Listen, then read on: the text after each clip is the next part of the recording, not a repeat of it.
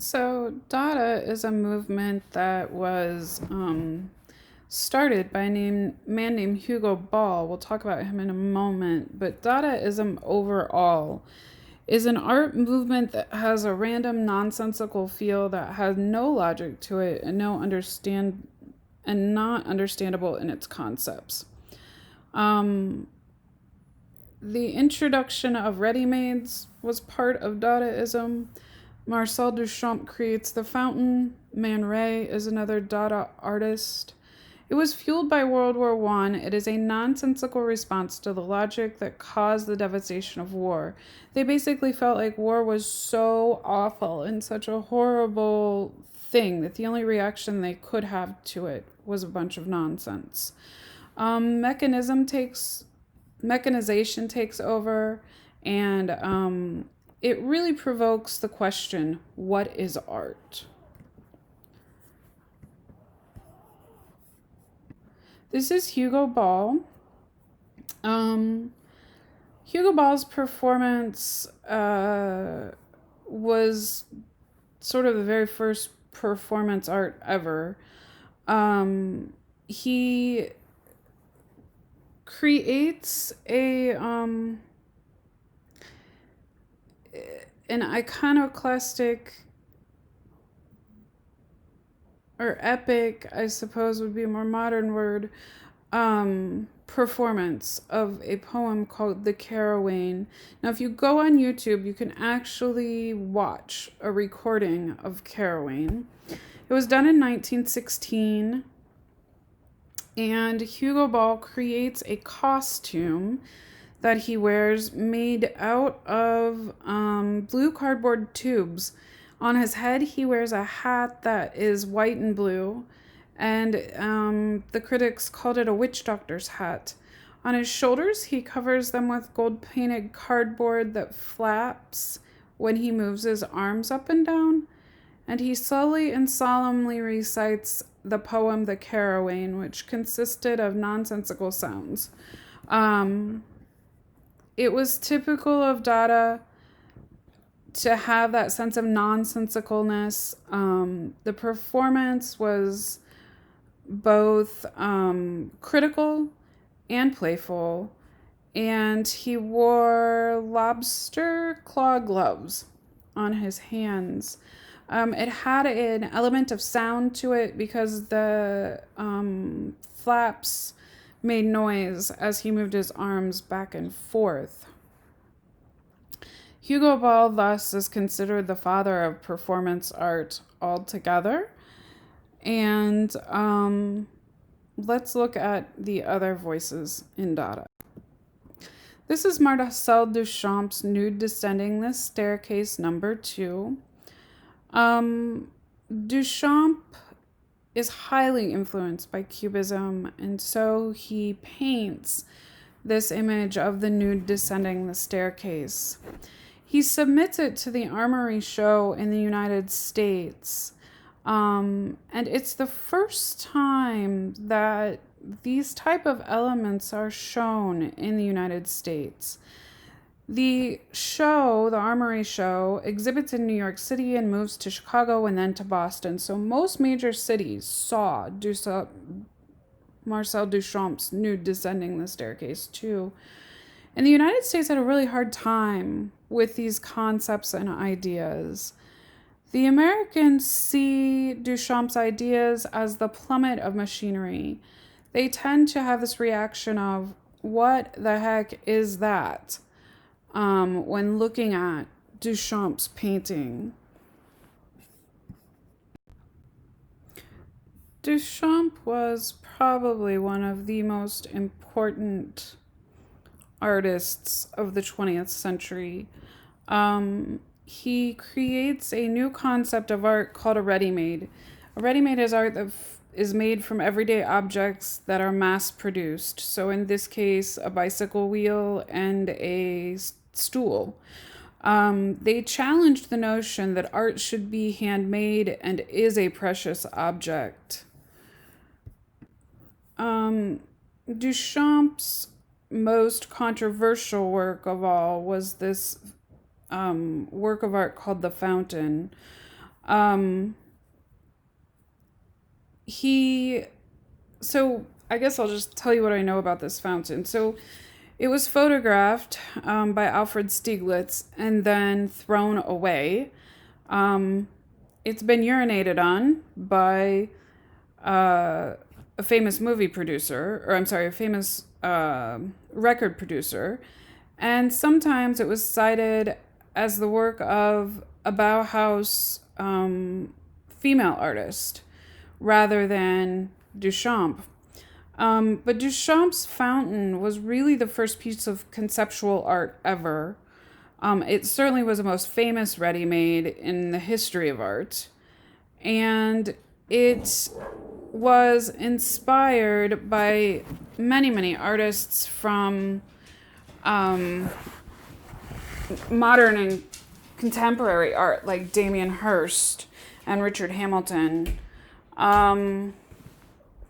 They interact with it in the most obvious way in terms of the gallery and the museum settings. It has these gently flowing curves that some people liken to a female object. It is not presented the way a urinal normally is presented on the side of a wall. Instead, it's laying on the side in which the urinal would be hung on the wall. Some people feel that it was the biggest scam that art ever considered to be art. Others feel like it's the biggest contribution of art in probably the 20th century. It was definitely a piece of work that only was in its original form for maybe for an entire show, maybe a year at most. What you see now is a replica of Duchamp's fountain. The original was long lost. Stieglitz photographed it and then it was tossed out. So why was Duchamp one of the most important artists of the 20th century? Well, he begs the question, what makes art art? It's one of the most important questions we can ever ask ourselves in terms of art. He first submits his work to the U.S. Armory Show when he submits Nude Descending the Staircase. Duchamp states that the idea for the fountain comes from a discussion that he's having with a famous collector, Walter Arzenberg, and the artist Joseph Stella, where he was in New York. He purchases the urinal from a sanitary ware supplier, and he submits it or arranges it to be submitted as a work of art, and he signs it Armat. He claims that because he signs it and changes the urinal's orientation, that he has created an artistic fingerprint. He arranges for it to be shown in a show that's being put on by the Society of Independent Artists. Duchamp himself founds the society and promotes the society as an objection to the Paris Salon's works or large shows. He is on the society's board of directors, and the society rules to accept all members' submissions, regardless of what the submission is. The common public conception about this is that it was an immoral and indecent work of art to be displaying in front of people, but in front of women in specifically. there was a discussion about the work of art amongst the board, and the directors decide that that they would definitely display it. Um, then, even though it was voted to be displayed at the show, the board it rules that it will be in an out-of-way space within the show. Duchamp was very upset about the fact that when the show opened to the public on April 10th of 1917, that it was not given a proper space in the show. And so he and Arzenberg, who he had sort of formulated this concept and idea with, resign from the board of directors, and the